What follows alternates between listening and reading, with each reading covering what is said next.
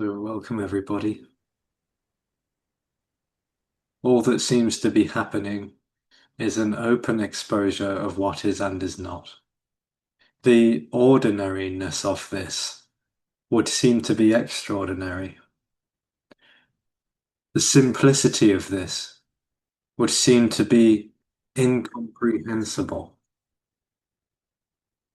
The naturalness of this would seem to be absolutely unnavigatable and unapplicable. That there just is simply what appears to be happening.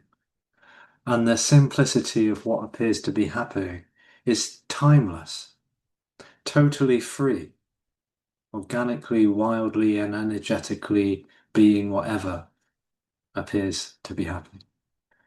This isn't coming from or going to. Without storytelling, there is no progression. There is no path. There is no way. There is no destination. There's no direction. There's not even a dimension. It just is immediacy. And it has no intention. Nothing to reach, nothing to achieve, nothing to become or turn into, nothing to change, nothing that needs to happen already. The spontaneity of this immediacy is totality, without a name. It can't be claimed, can't be obtained. There's no acquisition. There's nothing on offer at all. There just is this abundant freedom without an edge. And so it can't be known, it can't be related to when it is absolute. The absolute is everything. The absolute is so total that it can appear as looking, as striving and seeking and waiting, anticipating. It can appear as every imaginable emotion and sensation and sound and any other perceivable thing, and yet all of it is nothing at all. No source, no substance, no creation, no manifestation. Just total emptiness, which is absolutely vibrantly full.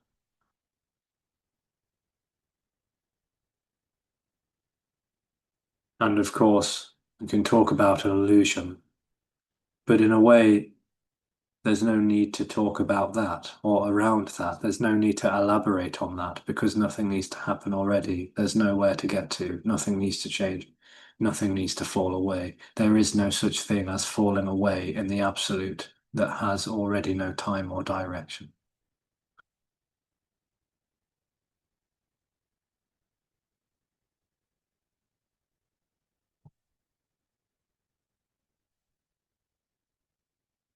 So this would seem to be an utterly meaningless gathering, a wonderfully hopeless and purposeless and directionless meeting.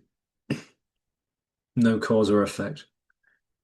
No ability to abstract anything which is really being talked around, not necessarily about. So free that it leaves nothing to do, nowhere to go, and no one to be. So completion is already.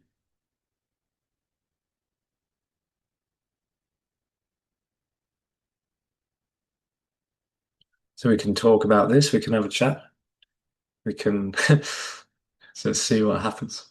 It's just a playful expression, a celebration of this, which is already total and free. It never needed anyone's worship or devotion. It never needed anything to bow down to it. It has no requirement or demand of anything when it is already everything.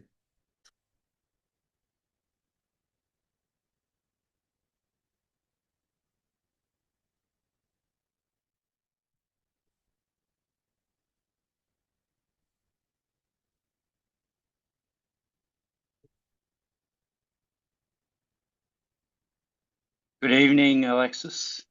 Good evening and good morning.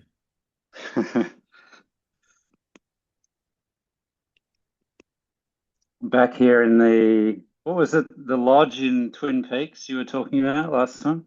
The Black Lodge, yeah. The Black Lodge, yeah. I Googled it after um because I haven't watched Twin Peaks, but I know of it, yeah. I was gonna ask, did you see the blood moon? No, no, missed it. I must have missed it. Yeah, it was 3:30 a.m. here.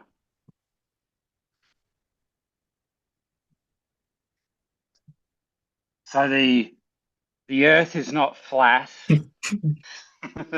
What's that got to do with anything? Well, some people believe that the Earth is flat, Okay. um, which is an illusion. Well, some people believe that crossing the road is a good idea with and looking, and maybe, looking both ways before you cross the road is a good idea. It's irrelevant. Yeah, good to see you anyway. Hmm. Thanks. Good to see you.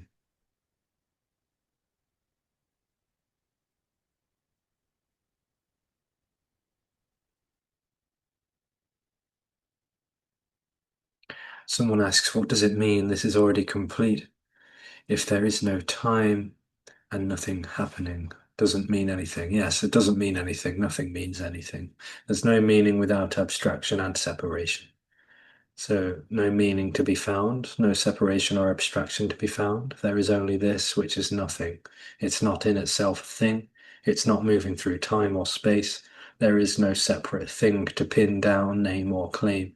So, it's nothing at all. This is nothing.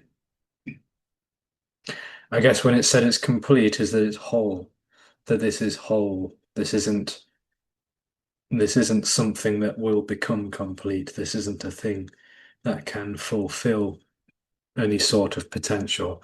Any incomplete thing that could get to its full potential would just be another limited, finite, conditioned thing, which is completely empty and void like everything else. Unconditionally, this is absolutely whole.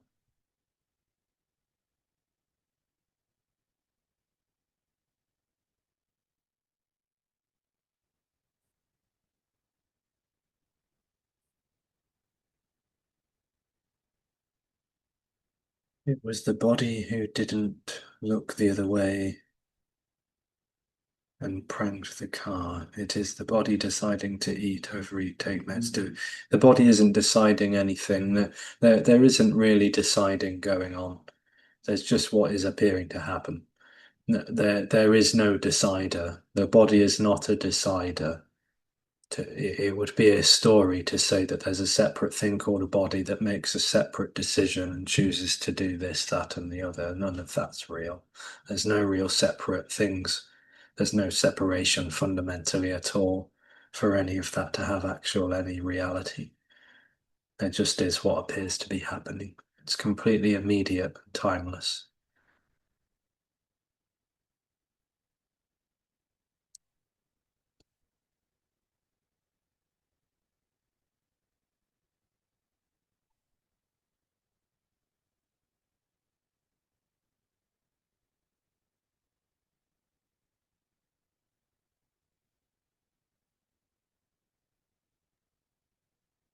Do you, do you ever use the word ether? Sometimes, yeah. It's a playful metaphor, you could say. Floating around in the ether? Floating around in the infinite ether of nothingness, yes, is what the dream seems to be and do, and yet it's not really there.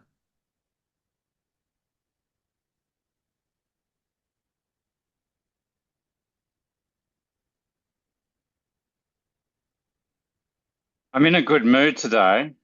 Hmm. So the message doesn't feel as Jarring. Oh, right.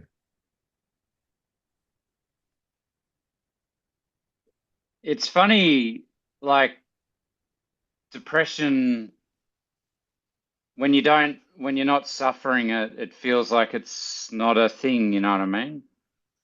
That what is not a thing. Like depression's not real. Well, nothing is. Yeah, yeah, it's interesting. Because a mood, like, it's interesting. Mood is like it's it's just a state or an experience. It's not a physical thing, you know. Well, there are no physical things really. Yeah. I mean, I have mood variation, so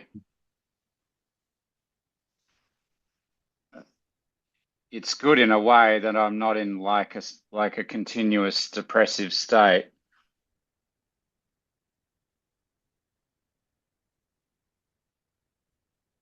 But there's no me anyway to Mm. be in a depressive state. Right, and there's no continuity either. There's no linear timeline.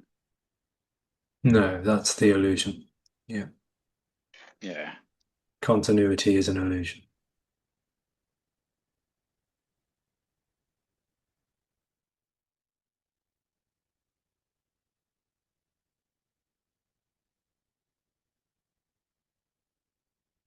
So this hour is an illusion. Well, there is no this hour. Continuity is an illusion. That there could be a real abstracted before, a real abstracted after, which are separate from this, what appears to be happening, is an illusion. There's no before and after. There's no now and then. There is no separation for there to be any of that. There just is what immediately appears to happen. That's all there is. That's all there ever is. There's nothing else.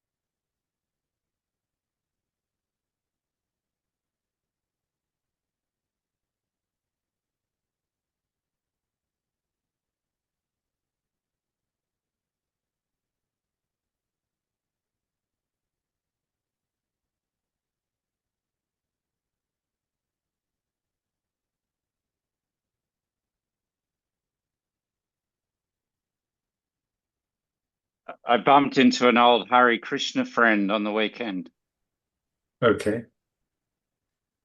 and um,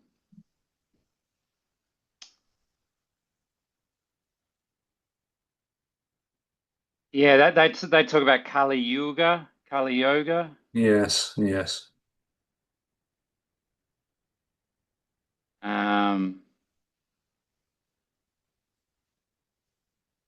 and Maya. Is it Maya? Yeah, Maya is illusion and continuity is the illusion. So continuity is Maya. Yeah, Therefore, yeah, yugas are Maya. They are stories which have no reality or value to them at all. yeah. They're stories. That's all they are.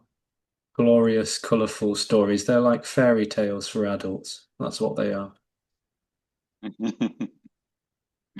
He invited me back to the he gave me a card with a few meetings I can Mm. go to again. Mm. Yeah. Why not?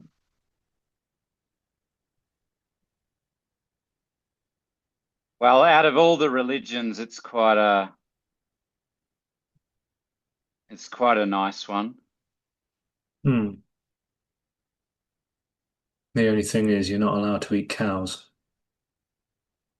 Yeah, he actually because I was vegan for a time and now I'm not, and he was telling me not to eat cows. Yeah, Yes, yes. Don't do this. Bec- You do that. You should. You should. yeah, You're supposed to do this. You have to do that. yeah. There's quite a lot of rules in Yeah. that religion. Well, there's just that religion is rules, basically, isn't it? It's Yeah, it's just a yeah, it's straitjacket. It's another straitjacket. uh,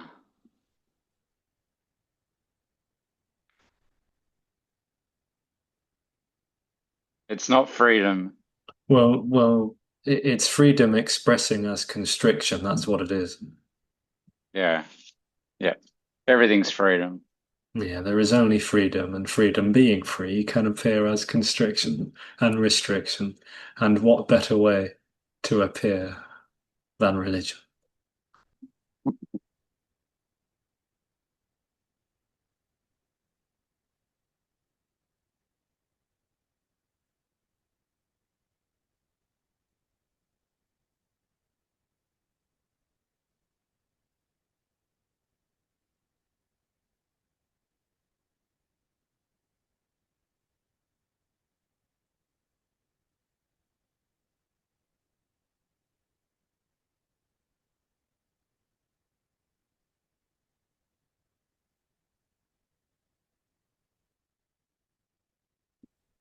What's with the straight jacket? Well, religion is a straitjacket. What do you mean by straight jacket? Oh, do you not have that term in the Netherlands? No, it's Um, it's the outfit that is often used to wrap people up so that they don't self-harm.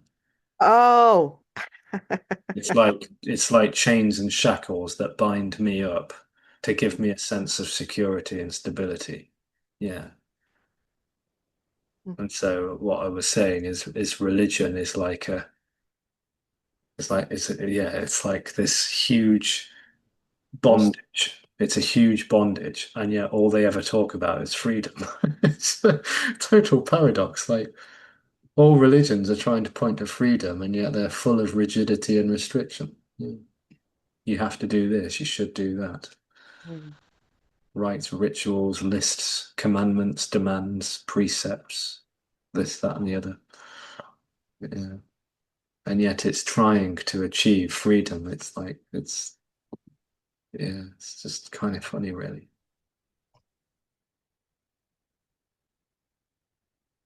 Must try harder.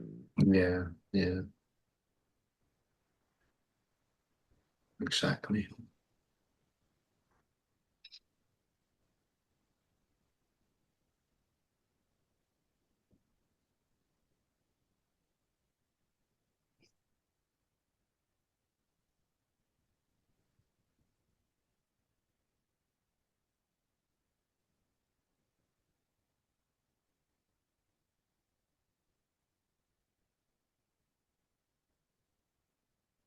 This body seems to have a visceral reaction to any religion. Is this just me deluding myself? Not necessarily. Um, I suspect, although I could be wrong, that that is possibly the intuitive yearning for freedom and not wanting to be restricted or confined to a set of demands and principles given by some sort of authoritative fictional character that that appears to be in charge, And the bodies can kind of intuit the fallacy of all of that. Yeah.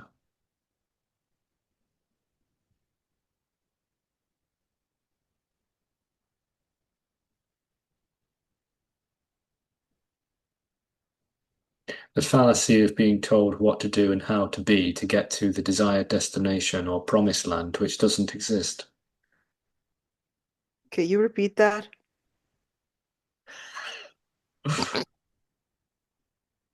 The fallacy of being told what to do or how to be in order to get to the desired destination or promised land, which doesn't exist. Yeah. Because this what is timelessly whole already. That can't possibly be moved towards or away from. If we had to call it the kingdom of God, that can't be moved towards or away from because it's absolute. If it was if it wasn't this, then it would be limited and finite and conditional. And, well, kingdom of God or heaven or enlightenment or the Pure Land, nirvana, whatever you want to call it, which can't be named. It's like that how are you going to move towards the absolute? You can only move towards that which is relative.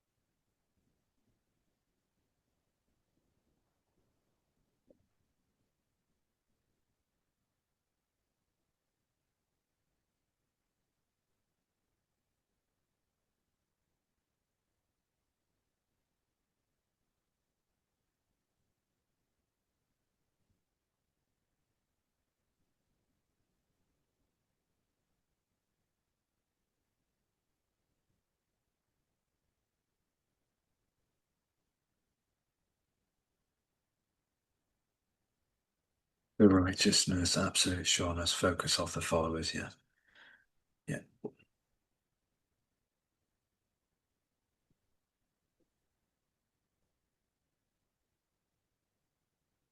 Well, bhakti or devotion gives a sense of relationship, which is another sense of security to a dream, which isn't really happening. But if I have something to be devoted to, I have something to relate to, which confirms me as a separate subject that is real. So the more real my God is, the more real I am. So devotion provides that split relationship of the higher and the lower.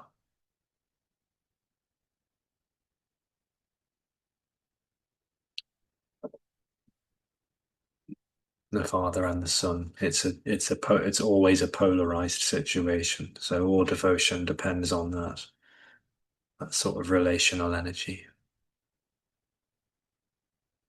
And so that energy is very attracted to, or it can be very attracted to worship or devotion as a way of feeling to remain separate.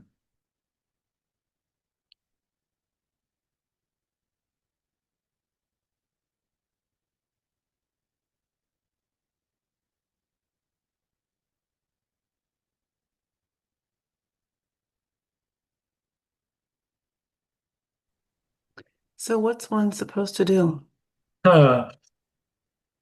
What's one supposed to do? Oh, yeah. Well, there's no doer, is there? There's no doer. There's nothing to be done either because this is already wholeness. It's already home.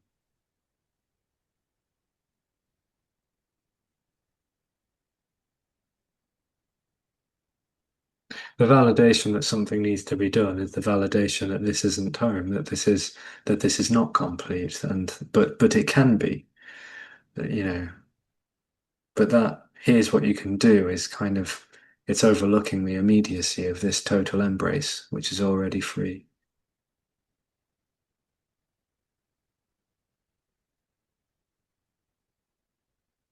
I'd love to see through your eyes,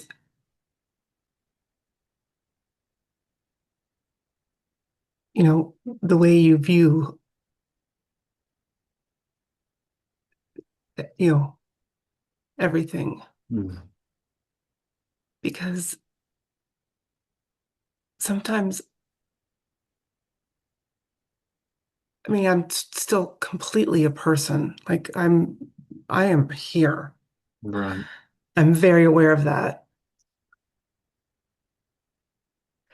And sometimes I feel like when I intellectually, like my brain can go there, that I'm still here, knowing that it's my brain that's going there. Like I'm very much here. I mean, which is funny. That's funny that I just said that. Well, it's not, it's not real, and even if it may seem real, it isn't, and it's not a problem. It will never be validated as a problem. It's simply energy appearing to be bounded. That's all.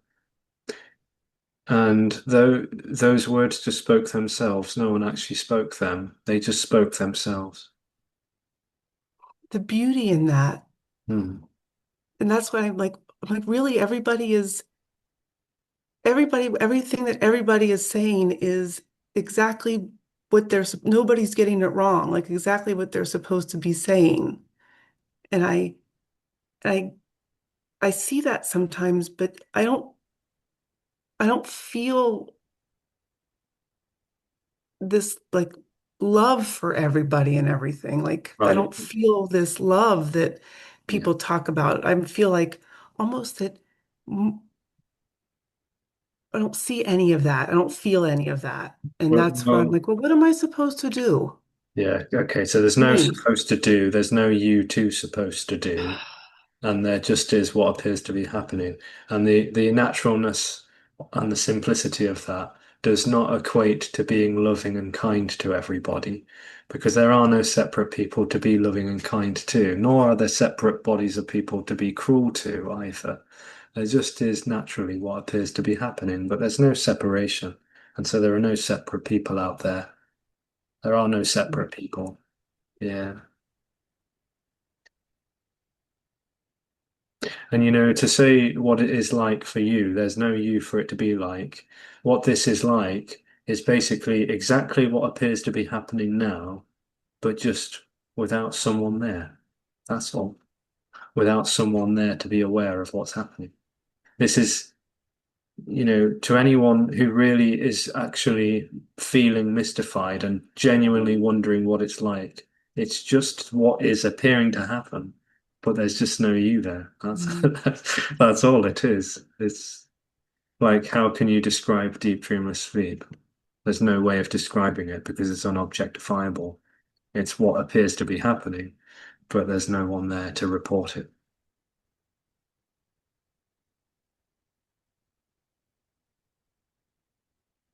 And so even those words that sound perhaps articulate in seemingly describing that have no position behind them to actually authorize those words or report them, to actually talk about this as an actual thing or a happening.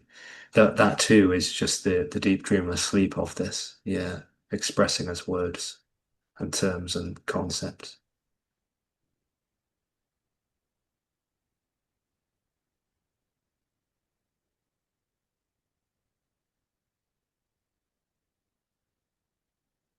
I'm tired of getting it or not getting it like Yes. intellectually. Like Mm. Yeah. It can't be gotten. It's not an object. It's not an object to be gotten. The energy is like cosmic eyelids trying to stay peeled, on the lookout for an experience. And meaning and purpose and hope are like the matchsticks that prod open the eyelids.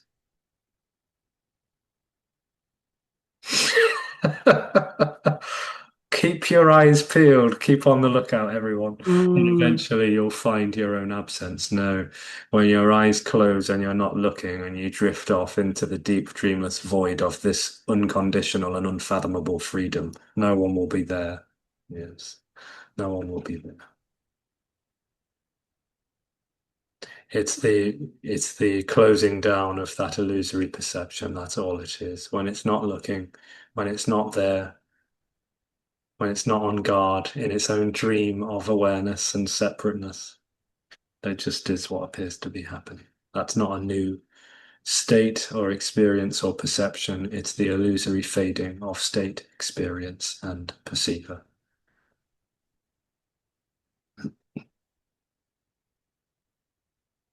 There's no effort required for that. It is the absence of a sense of effort as well. It's too easy. This energy is used to its own dreamlike sense of having to make an effort to do something, and yet there's no one even doing that. But it, in its conditioning, is used to making an effort to getting some sort of rewarded result. And when it comes across this, there's no ability to apply this at all. It's the absence of any sense of direction and application and navigation. And in that is a total naturalness of there just being what appears to be.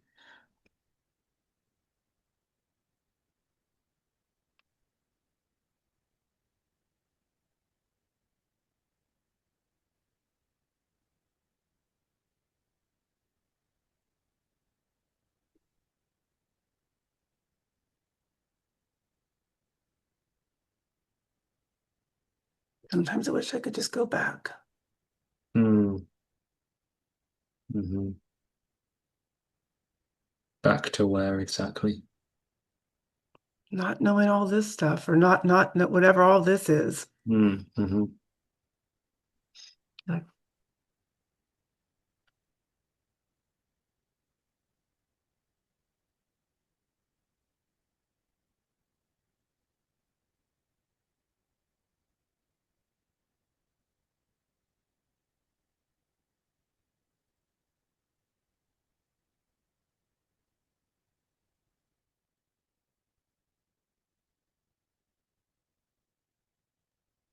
Backpedaling, I call it. Sorry? Backpedaling. Yes.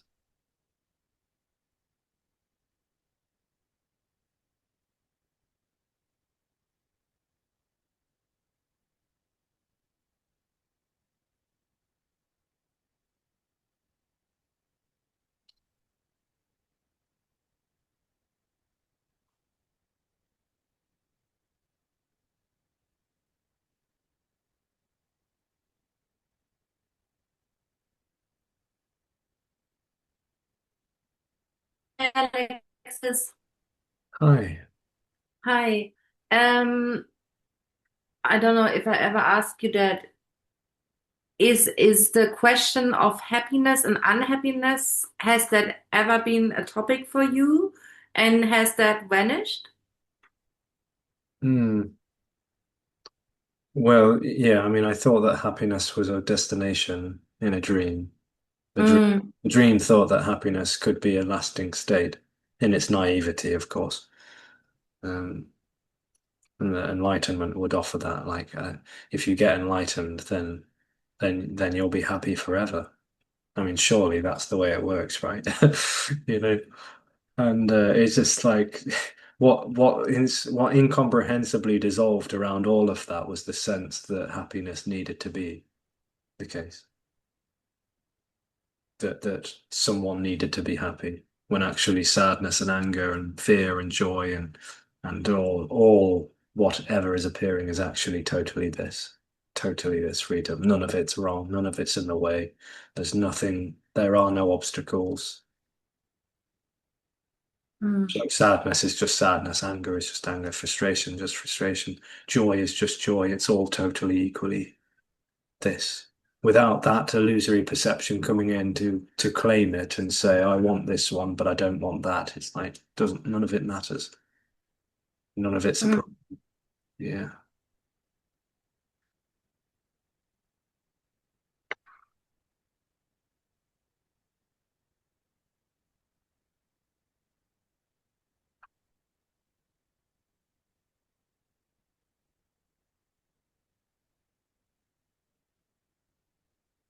And did you, so to speak, know that you felt separate when you have been still, let's say, there?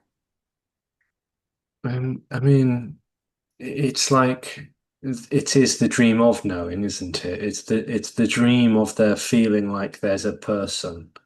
Mm, It feels like someone is here and that someone is knowing about what's happening, and there's a deep certainty in that illusory.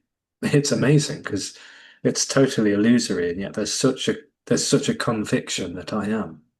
It's like absolutely certain. It's not sort of, it's not uncertain about it. It feels absolutely with total conviction that I am definitely here. I'm definitely happening. I am a person. And yet there's nothing inside of that. Like it's totally insubstantial. Yeah. There is no substance to that claim. There's no substance to that sensation, if we could call it that sensational energy of feeling present. It's so fickle and transparent, and yet it feels absolutely concrete and solid. That's the nature of this illusion, is that it isn't what it appears to be. Hmm.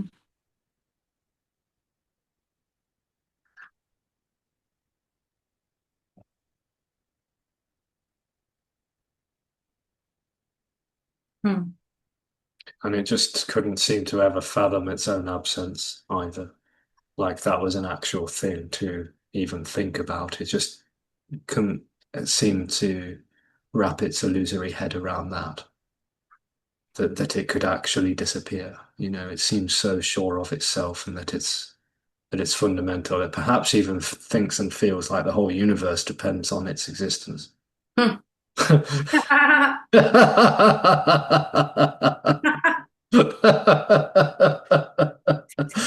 am the center of the universe. Yeah.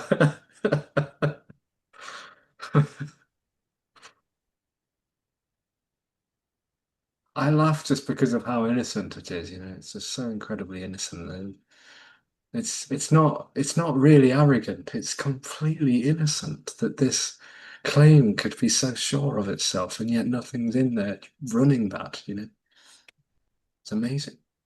Hmm.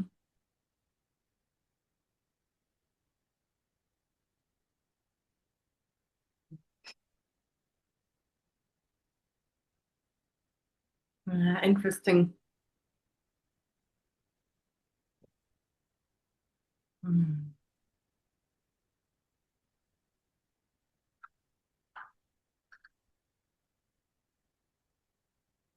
Yeah, because while we're in that certainty, um, we are the center of the universe that that we think we're perceiving. Mm. Yeah. I am is the illusion of a center. And so naturally, wherever it goes, it's the center of the universe. It can't Yeah, not feel that way. It is the illusion of a center. And yeah. so it feels itself to, yeah, be absolutely the center of the solar system, the galaxy, and the universe. No, screw the sun. I'm the center. I'm the center. Yeah, yeah. So it's absolutely humiliating when that is all totally crumbling apart hopelessly. Wonderfully humiliating. Wow. What liberation. For no one, obviously.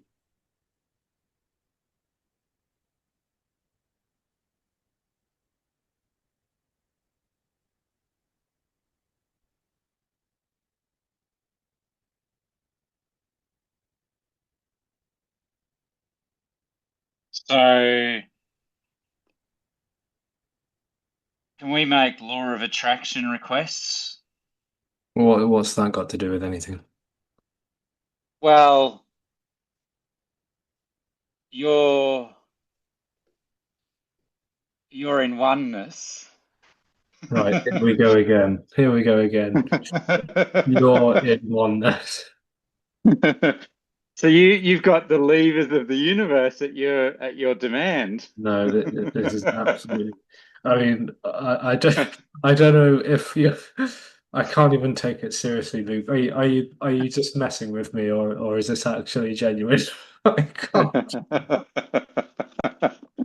There's no No, such thing as a me to have levers. There are no reins. Nothing is pulling. I'm actually I'm saying yeah, I know.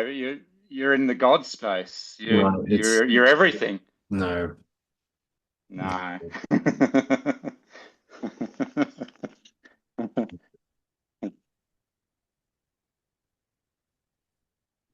Your endearing attempts to project specialness onto me are so sweet, but it's denied.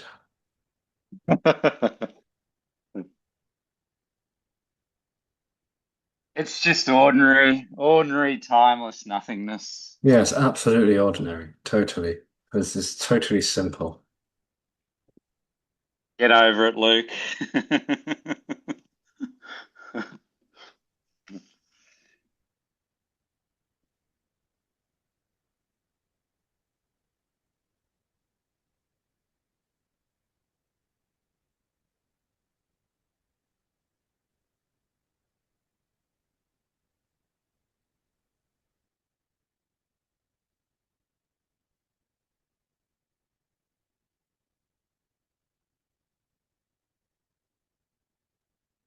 I was going to ask you, did you ever get into Osho? Yeah, a little bit. Yeah.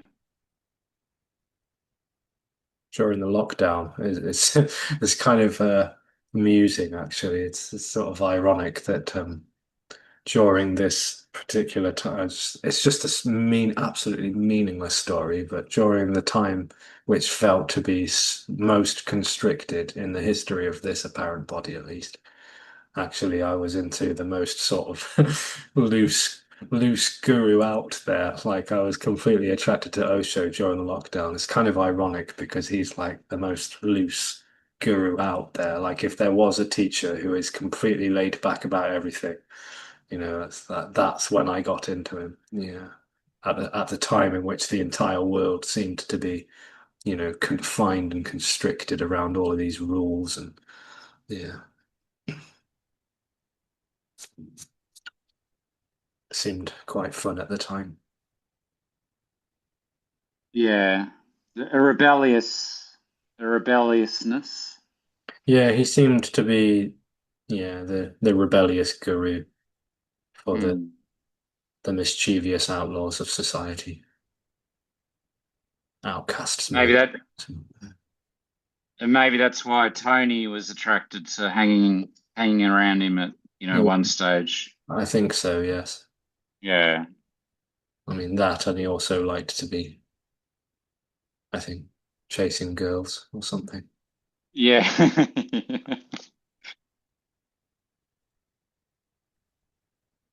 Because the spiritual seeker is a rebel. And yet it craves for conformity and restriction. Hmm.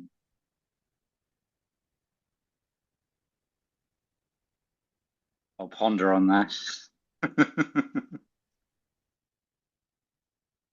Well, it wants to know where it is, doesn't it? It wants to have boundaries. It wants to have borders and edges so that it knows it's safely separate, secure in its own illusion of being apart.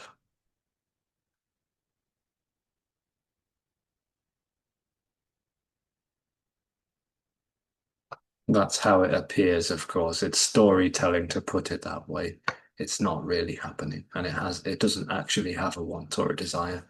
But in the dream, it just appears to happen that way, that it looks for confinement and restriction, and yet it yearns for freedom more than anything. And because freedom is all there is.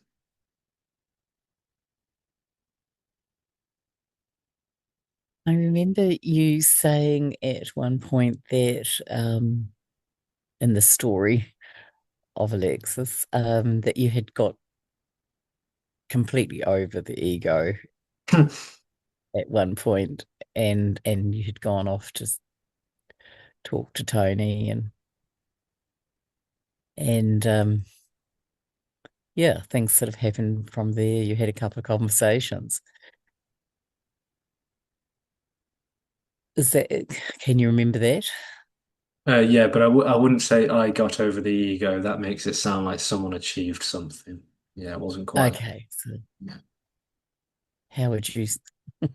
Well, the whole dream-like energy of feeling like a separate cell was completely annihilated, hopelessly and humiliatingly. Yes, leaving no one behind. Not even as someone to claim that there's no one. You know, it's like it's complete despair, disorientation, and annihilation. All of which is illusory, of course. But yeah, there was that exposure, which would make it look like a cause and effect story, of course. So that's also part of the dream that I talked to someone who, or no one. I talked to a no one, and that led to me being no one as well. You know what I mean? It's all total Yeah. story stuff. None of that's real. But the dream would interpret it that way. The dream would interpret that this person talked to that person, and then this happened. Yeah. What was quite clear in all of that was that all of that was completely falling apart as a reality, that there's no separate person to talk to or listen to. There's nowhere to go. There's no doer. There never has been a person. There never has even been a person to fall away. So even the idea of something falling away is falling away. There's nowhere to. It's absolutely wonderfully hopeless. Yeah.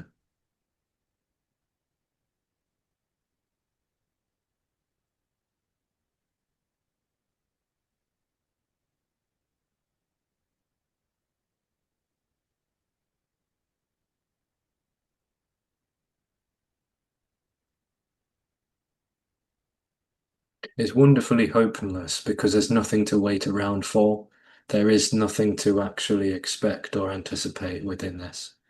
There isn't an event. There's no such thing as a happening.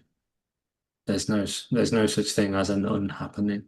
There's no such thing as a falling away of a sense of the center. It's completely illusory.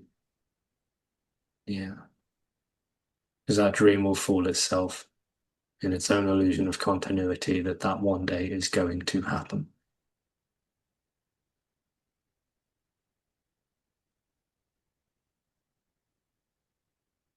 Now that is the energy of waiting for the what's next.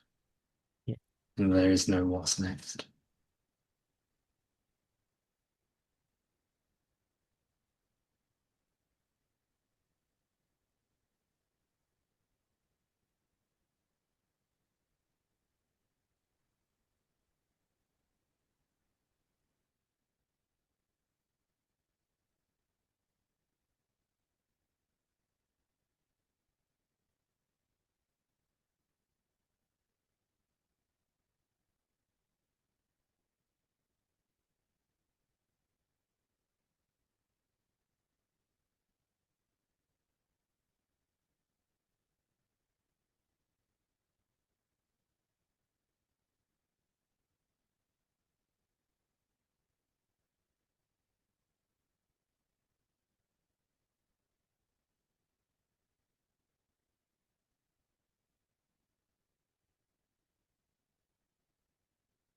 So freedom is already. Waiting for freedom doesn't lead to freedom. Waiting is the expression that something is in the way of freedom. But there is nothing in the way. There's nothing to wait for. There's nothing to hope for. Nothing to want for. There just is freedom. And freedom, being free, can appear as waiting. It doesn't matter. Nothing does. This is already whole and complete. Homely. Unconditional home. Just no one to reside or abide or retreat. Only home. It's everything. Much love. Thanks, everybody.